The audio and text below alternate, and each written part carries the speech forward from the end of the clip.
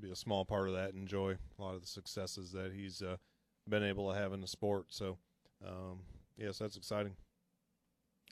We'll open up for questions for Matt. If you have one, please raise your hand, and we'll bring you a microphone.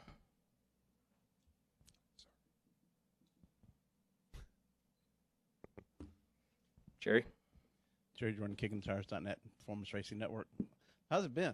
You liking it being back here? I mean, you rethinking going back and driving a school bus yet or anything? What's it been like?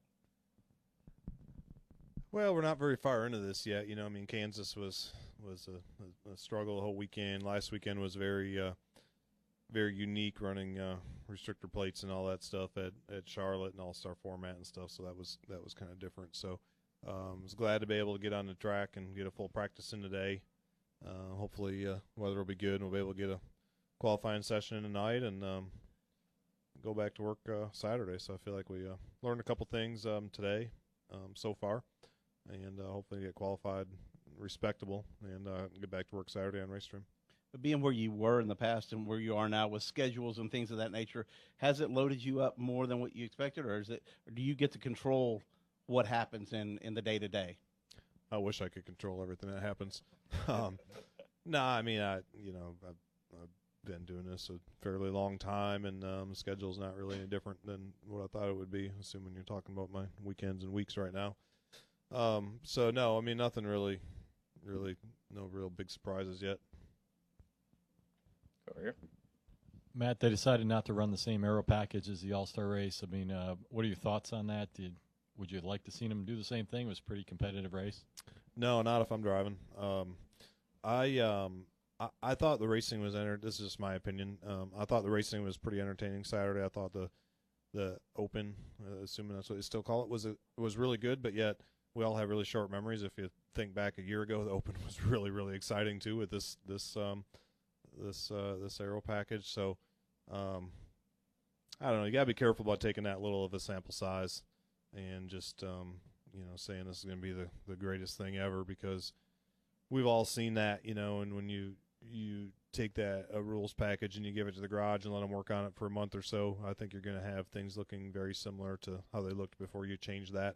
I think the low downforce thing is a good example of that. I think the racing, in my opinion, even from being home this year, has been really, really, really good and really entertaining, and still about driving race cars and not doing just restrictor plate racing and being in line and doing all that kind of stuff. So I thought it was entertaining. I thought it was a good thing to try. I don't know if it's necessarily what I would want to see to run on a weekly basis, but it was okay. We'll go to Deb next. Deb Williams, racing today in ESPNW. With the way the sport has changed, do you as a driver have as much input into your setups as now, or do the engineers and the simulations and all seem to outweigh that? Yeah, I mean, I don't think a lot of drivers out here today, myself included, I knew bits and pieces here or there, but really know and understand necessarily the whole setups the way they're all derived today with the no ride height thing. And I think it's more engineering and aero, than it is anything else. So if you're short, in one department, if you're off on downforce, you just don't have a chance. So I mean, it's different than what it once was. I mean, I think you need to, understand the car the best you can, give the best feedback you can to your crew, and, try to field changes and relay that and look at data with them and make them understand what you're going through in the car and what you're feeling like and what you're looking for. But in today's day and age, you got to have, people that, all the right people that are smart enough to diagnose all that and figure out how to fix it and give you what you need. So that's a little different than it once was. Yep. Well, Matt, we appreciate you joining us today. Good luck this weekend. Lee has a question, I think, unless she just had an itch.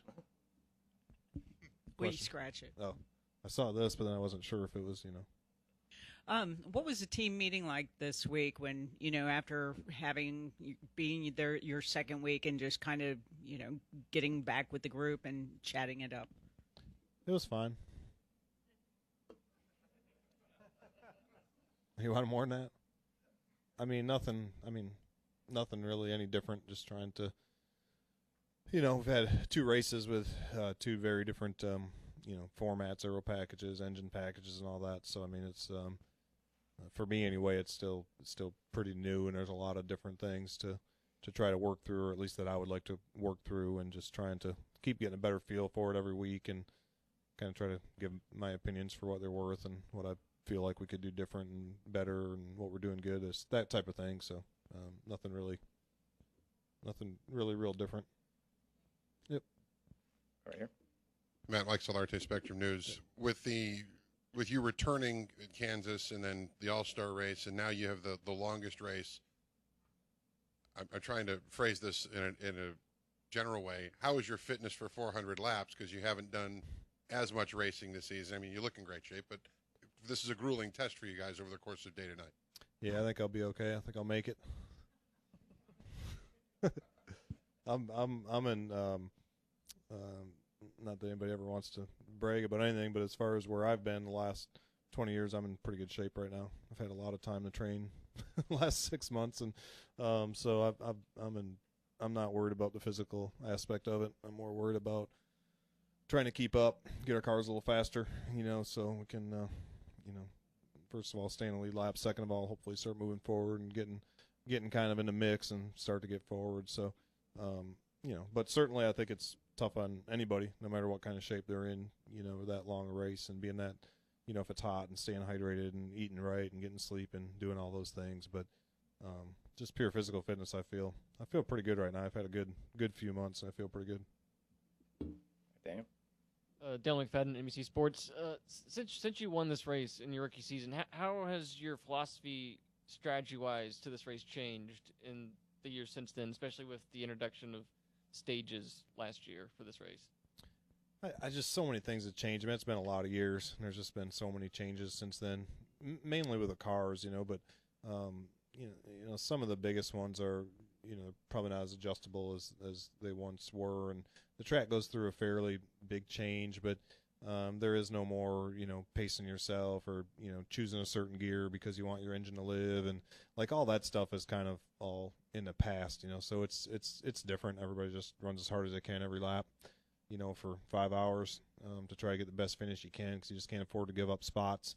Can't afford to pace yourself unless let somebody in front of you, because you might never get back around them. So I'd say that's the biggest part. There's not a ton of attrition and problems, and the survival thing isn't quite what it once was. The cars are certainly way more comfortable and more creature comforts than what we had when I started, and they drive better. They got way more downforce and side force, and so I think those things make it different. It's pretty much, you don't approach that 600 miler any different than if it was 300 miles, to be honest with you. I mean, you can't really not run hard. Yep. Matt, thanks again for joining us. All right, Appreciate thanks. the time.